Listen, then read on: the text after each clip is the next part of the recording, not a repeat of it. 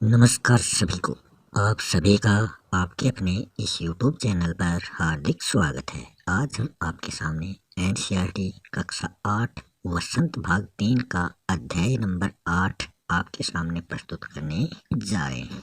इस अध्याय का नाम है यह सबसे कठिन समय नहीं है।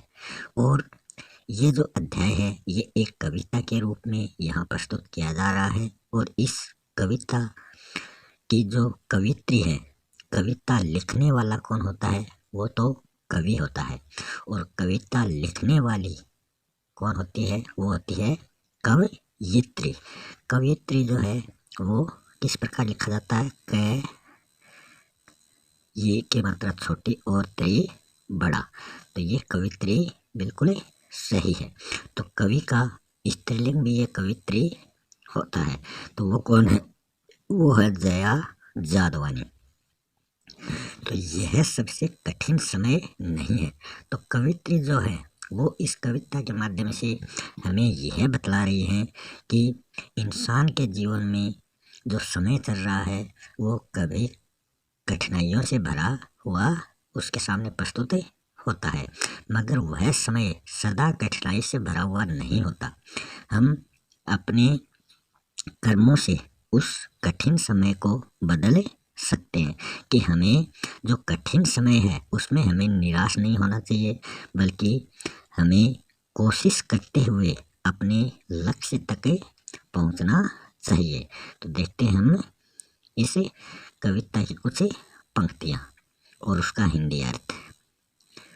नहीं, यह सबसे कठिन समय नहीं, कि नहीं यह सबसे कठिन समय नहीं। अभी भी दबा है चिड़िया की चोंच में तिनका, और वह उड़ने की तैयारी में है। अभी भी झड़ती हुई पत्ती, झड़ती मतलब गिरती हुई, अभी भी झड़ती हुई पत्ती थामने को बैठा है हाथ एक। थामना मतलब सहारा देना। तो इन पंक्तियों के माध्यम से कवित्री जया जादवानी जी कहती हैं कि हे मनुष्य, अभी तुम्हारे सामने ज़्यादा कठिन समय नहीं आया है। तुम अपने लक्ष्य की ओर बढ़ने के लिए मन में किसी प्रकार का संकोच मत करो।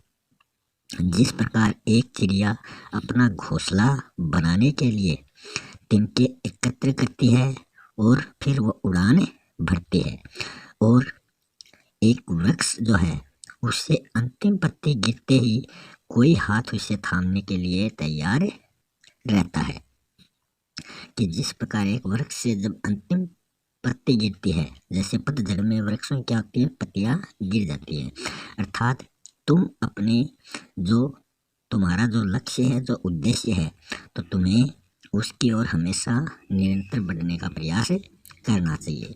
यदि तुम लक्ष्य से भटक जाते हो तो गिरती पत्ती, जो पेड़ से पत्ती गिर रही है, उसकी तरह सहारा देने के लिए जो अनुभवी हाथ हैं वो तुम्हारी तरफ अवश्य बढ़ेंगे, जो तुम्हें सन्मार्ग की तरफ ले जाने का प्रयास करते रहेंगे।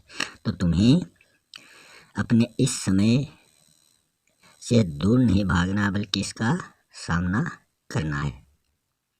आगे है, अभी भी भीड़ है, कि अभी भी भीड़ है स्टेशन पर। अभी भी एक रेलगाड़ी जाती है गंतव्य तक। गंतव्य होता है वह स्थान जहाँ हमें पहुँचना है, मतलब अपनी जो मंजिल है वो गंतव्य है। जहाँ कोई कर रहा होगा प्रतीक्षा, प्रतीक्षा मतलब इंतजार। अभी भी कहता है कोई किसी को, जल्दी आ जाओ कि अब सूरज डूबने का वक्त हो गया है। सूरज कब डूबता है? तो सूरज शाम के वक्त डूबता है। वक्त मतलब समय, कि सूरज डूबने का समय हो चुका है। तो इन पंक्तियों के माध्यम से कवित्री हमें कहती हैं कि हमें अपने लक्ष्य की ओर बढ़ने में ज़्यादा सोचना नहीं चाहिए, बल्कि हमें आगे अपने रास्ते की तरफ बढ़ना चाहिए, और हमें अपनी मंजिल तक पहुंचने में किसी प्रकार की कोई कठिनाई आए तो हमें उसका समाधान करना चाहिए। तो इस में कवित्री कहते हैं कि जिस प्रकार रेलगाड़ी जो है वो अपने पटरियों पर निरंतर चलकर यात्रियों को उनकी मंजिल तक पहुंचाती है, और उसी प्रकार हमें भी निरंतर अपने मार्ग की ओर बढ़ना चाहिए। इस कारण वो कवित्री बताती हैं कि अभी भी स्टेशन पर भीड़ है, क्योंकि जब गाड़ी आती है तो स्टेशन पर यात्रियों की भीड़ होती है, और एक रेलगाड़ी यात्रियों को उनके जो अंतिम मंजिल है वहाँ पहुँचाने के लिए तैयार खड़ी है। इस रेलगाड़ी से जाने वालों का वहाँ कोई इंतज़ार कर रहा है। अर्थात कवित्री कहती हैं कि अपने प्रियजनों की प्रतीक्षा में कोई बेचैन बैठा है, वह कह रहा है कि सूर्य डूबने वाला है, मतलब शाम हो चुकी है, इसलिए अब आप जल्दी से आ जाओ। अर्थात व्यक्ति के सुख दुख का ध्यान रखने वाले लोग अभी भी इस संसार में मौजूद हैं, इसलिए इस वातावरण में निराश होने की हमें ज़रूरत नहीं है। आगे कवित्री कहती हैं कि अभी कहा जाता है उस कथा का आखिरी हिस्सा, आखिरी होता है जो लास्ट होता है, अंतिम होता है, जो बूढ़ी नानी सुना रही सदियों से, सदियों मतलब जो पिछले समय से, मतलब युगों से दुनिया के तमाम बच्चों को, तमाम मतलब सारे सभी, अभी आती है एक बस अंतरिक्ष के पार की दुनिया से लाएगी बचे हुए लोगों की खबर, खबर मतलब समाचार। नहीं, यह सबसे कठिन समय नहीं है। तो इन पंक्तियों के माध्यम से कवित्री हमें क्या भाव प्रकट करती हैं कि यदि मनुष्य समय निकल जाने पर भी आशावान बनकर अपने लक्ष्य की ओर बढ़ता है तो उसे कभी भी निराशा नहीं मिलती, उसे सफलता अवश्य मिलती है। अब हम इसका हिंदी अर्थ देखते हैं कि कवित्री हमें संदेश देती है कि मनुष्य जो है वो अपने लक्ष्य की ओर बढ़ने से पहले घबराता है, मगर उसे यह विचार अपने मन में करना चाहिए, बल्कि उस लक्ष्य की ओर बढ़ने का उसे हमेशा प्रयास करना चाहिए। आगे कवित्री कहती हैं कि इसके लिए नानी की जो कहानी है और अंतरिक्ष के पार की बस के जो उदाहरण देकर वो कवित्री हमें बताना चाहती है कि नानी अपनी परंपरा को निभाती है, क्योंकि नानी क्या परंपरा है, वो अपने नातियों को कहानियाँ सुनाती है और सारी दुनिया के बच्चों को युगों से अपनी कहानियाँ वो सुनाती रही है।